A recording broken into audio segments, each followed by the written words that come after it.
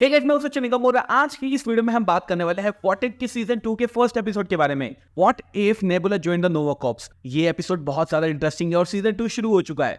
मैं आपको बताऊंगा पूरा ब्रेकडाउन, ईस्टर एग्स और सब कुछ बताऊंगा। तो या लेट्स बिगिन दिस वीडियो। सबसे पहले हम देखते हैं इस यूनिवर्स के अंदर ना जो नेबुला है उसकी कहानी जो है वो थोड़ी सी डिफरेंट है। हम यहाँ पे देखते हैं कि 2014 के इवेंट्स के बाद में, यानी जब 2014 में गार्डियंस ऑफ द गैलेक्सी हुई थी, उस वक्त जो हमारा रोनन था ना, उसने थैनोस को हरा दिया था। उस मूवी के अंदर हमें लग रहा था ना कि शायद जो रोनन है वो थानोस के खिलाफ रिबेल कर जाएगा, और इस यूनिवर्स में यही होता है। वो उसके खिलाफ रिबेल कर जाता है और वो थानोस को मार देता है। इसके साथ साथ गमोरा को भी वो मार देता है और जो नेबुला है उसको मरने के लिए स्पेस में छोड़ देता है। अब नेबुला जो है एक साइबॉर्ग है, पूरी तरीके से इंसान भी नहीं है, पूरी तरीके से रोबोट भी नहीं है, और ऑब्वियसली स्पेस में उसको कोई छोड़ेगा तो उसको कुछ नहीं होने वाला। लास्ट टाइम याद है पीटर क्विल को स्पेस में छोड़ दिया, उसका मुंह पूरा फूल गया था, लेकिन नेबुला के साथ में ऐसा कुछ भी नहीं है।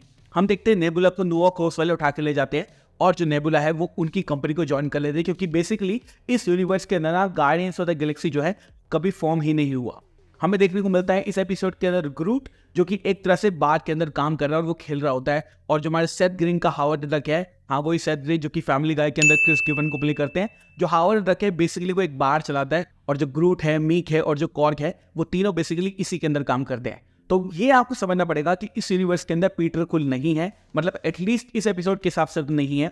साथ साथ रॉकेट भी नहीं है, हमारा डेव बटिस्टा का जो ड्रैक्स था वो भी नहीं है। सिर्फ दो ही कोर गार्डियंस के मेंबर हैं, एक है हमारी नेबुला और एक है हमारा ग्रूट, जो कि कभी भी एक टीम को फॉर्म ही नहीं कर पाए। हम देखते हैं, पता चलता है कि जो हमारा रोनन था ना, उसने ज़ेंडार के ऊपर हमला कर दिया था, और जो नोवा कॉर्प्स की जो हेड थी ना, उसने बेसिकली ज़ेंडार को एक शील्ड से कवर कर दिया था। और यहाँ पर जो है 5 साल हो चुके हैं इस चीज को, जो रोनन है वो इस शील्ड को भेद नहीं पा रहा है और इसको तोड़ नहीं पा रहा है। लेकिन एक नया ट्विस्ट आता है जब पता चलता है कि योंडू की मौत हो चुकी है, और वहां पर पहुंचती है नेबुला और देखती है कि जो हमारा योंडू है वो मर चुका है। उसका एरो वो लेती है और ये पता करने की कोशिश करती है कि इसको किसने मारा। अब इस यूनिवर्स के अंदर अगेन आप देखेंगे तो योंडू जो कैरेक्टर है वो लास्ट व्हाट इफ के यूनिवर्स की तरह नहीं है, यानी कि वो यूनिवर्स सीजन 1 में डिफरेंट था और ये यूनिवर्स जो है वो सीजन 2 में डिफरेंट है। यहाँ पर योंडू मर चुका है और बेसिकली ना अब उसको पता लगाना है कि इसको मारा किसने है, लेकिन वो पता नहीं लगा सकती। क्यों? क्योंकि उसके पास कोई भी क्लू नहीं है। तभी उसको उसका एरो मिलता है और उस एरो को लेकर वो जाती है सेथ ग्रीन के हावर्ड डक के पास में, और वहां पर पूछते हैं कि इस एरो के बारे में मुझे बताओ। तब कॉर्क आता है और बताता है कि भाई ये जो एरो हेड है इसके अंदर सारी इन्फॉर्मेशन है, और ये इन्फॉर्मेशन तो भाई यहाँ पे मिलेगी। जिसको देख के मैं तो हैरान हो गया था, क्योंकि अगेन जो कॉर्क है वो कोई फनी कैरेक्टर ही है, but he is intelligent apparently. उसके बाद हम देखते हैं कि जो हमारी नेबुला है ना वो जाती है यॉन रॉक के पास में। अब यॉन रॉक एक ऐसा फॉरगेटेबल कैरेक्टर है कि फर्स्ट टाइम में तुमने इसको देखा होगा तो मैं याद ही नहीं होगा कि बंदा कौन है। मैं याद दिलाता हूँ, कैप्टन मार्वल मूवी के अंदर जो कि 2019 में आई थी, उसके अंदर ये बंदा विलन था और उसको प्ले किया था जूड लॉ ने। और अच्छी बात यह है कि इस एपिसोड के अंदर भी उसकी आवाज जो है वो जूड लॉ ने ही दी है।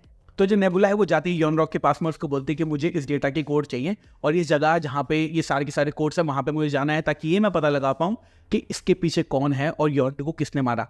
तो यॉन रॉक कहता है ठीक है चलो, और वो उसको जेल से छुड़वाती है और उसके बाद उस जगह पे लेके जाती है जहाँ पर सारे के सारे कोड्स हैं। जैसे ही नेबुला जो है उन कोड से कनेक्ट करती है, क्योंकि अगेन वो एक साइबॉर्ग है, जैसे ही वो उन कोड्स को लेने की कोशिश करती है, योंडू जो है उसको करप्ट करने की कोशिश करता है, और यहाँ पर वो अगेन अपनी औकात दिखाया था जैसे उसने कैप्टन मार्वल मूवी के अंदर दिखाई थी।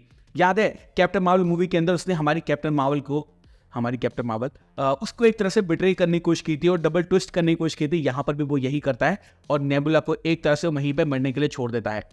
और उसके बाद हमें पता चलता है कि एक्चुअली में रोनन के साथ में नोवा प्राइम, यॉन रॉक और पूरी की पूरी जो नोवा प्राइम की सेना है ना वो मिली हुई है, और वो बिल्कुल चाहते हैं कि जो रोनन है वो ज़ेंडार पे आके राज कर ले। लेकिन नेबुला इस बात से बिल्कुल भी खुश नहीं है, बोलती है कि नोवा की जो कसम थी ना मैंने खाई है और मैं अगेन तुम सबको हरा के रहूंगी। और अगेन वो क्या करते हैं, वो सारे के सारे अच्छे से खूब बढ़िया तरीके से खोलते पीटते उसको तोड़ते हैं और नेबुला को मरने की हालत में छोड़ देते हैं। लेकिन किसी न किसी तरीके से जो नेबुला है वो पहुंच जाते हैं वापस उन्हीं बंदों के पास पे, यानी कि हावर्ड डक के पास में, और एक टीम असेंबल होती है। उस टीम में कौन कौन है? हावर्ड डक है, मीक है, कॉर्क है, नेबुला है और ग्रूट है। ये 5 बंदे होते हैं। ये सारे के सारे बंदे जो है अब जो नोवा प्राइम की सेना है और जो रोनन है उनके प्लान को खराब करने की कोशिश करते हैं। यहाँ पर जो हमारा ग्रूट है ना वो वही मूव मारता है जो किसने guardians of the Galaxy 1 movie के अंदर मारा था, विच इज ग्रेट, और एक अच्छा ईस्टर एग है। एक चीज और जो कि मुझे बहुत ज्यादा अच्छी लगी वो ये है कि जो हमारे योंडू था ना उसके एरो का सही इस्तेमाल हम जो नेबुला है वो कर दिया है। हम देखते हैं जो नेबुला है उसका जो फिन है वो पहनती है और अगेन जो एक तरह से हमारे योंडो का रूप था ना वो उसी के अंदर आ जाता है और वो उसके एरो का इस्तेमाल करके जो जेंडार के सारे भाई है उन सबको मार देती है। मतलब बेसिकली नोवा प्राइम के जो मेंबर्स हैं उनको मार देती है, विच इज़ ग्रेट। क्योंकि मैं ये सोच रहा था कि अगर ये एरो है तो इसका इस्तेमाल तो उसको करना ही पड़ेगा ना, बिकॉज आइकॉनिक सीन जो कि गार्डियंस ऑफ द गैलेक्सी 1-2 में हमने देखे थे वो हमें और देखने थे, तो या आई लव्ड इट। फिर हम देखते हैं कि नोवा प्राइम जो है वो बोलती है नेबुला को कि ठीक है तुमने सबको मार दिया लेकिन तुम्हारा जो प्लान है वो फेल हो चुका है, क्योंकि जो कोड्स मैंने अपलोड कर दिया है और जो रोनन है वो अंदर आने वाला है। तो डेफिनेटली यहाँ पे हमें पता चलता है कि कुछ ना कुछ गड़बड़ तो हो गई है। लेकिन नेबुला भी बहुत ज़्यादा रामी और बोलती है कि मैंने तुझे डबल क्रॉस कर दिया, मतलब क्रिस क्रॉस चल रहा है हर जगह से।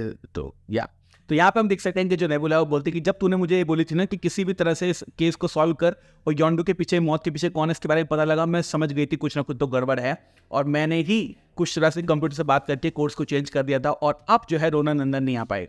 और हम देखते हैं कि रोनन की जो शिप है वो खत्म हो जाती है और जो सारे के सारे बंदे हैं नोवा प्राइम के जो बंदे हैं वो सारे मर जाते हैं क्योंकि जो नेबुला की टीम होती है उनको मार देती है।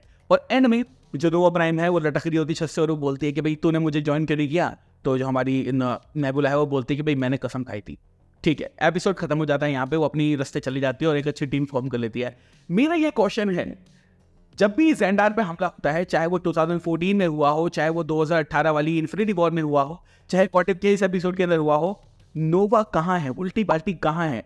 रिचर्ड राइडर या सैम अलेक्जेंडर में से कोई सा एक बंदा तुम्हें अभी तक कास्ट कर देना चाहिए था नोवा के रोल में, क्योंकि काफी अटपटा लगता है कि भाई जेंडार के ऊपर हमला हो रहा है और नोवा जो कि अकेला सुपर हीरो वहां का वो है ही नहीं। बाकी मैं सोचा था कि शायद इस एपिसोड के अंदर मैं नोवा देखने को मिलेगा, बट नहीं, इस एपिसोड के एंड में कोई भी पोस्ट क्रेडिट सीन नहीं है। एंड आई बिलीव कि ये जो फर्स्ट एपिसोड है ये इसलिए निकाला गया है क्योंकि इनको शुरू करना था कुछ। अब रोज नए एपिसोड आएंगे और रोज मेरे को वीडियो बनानी पड़ेगी और रोज ब्रेक डाउन करना पड़ेगा, which is I don't know how to feel about it, but या मैं करूंगा if you like the video. Thank you so much for watching this video. मैं हूं सचिन, मिलूंगा आपसे अगली वीडियो के अंदर। Bye guys, take care, love you all and have a great amazing day.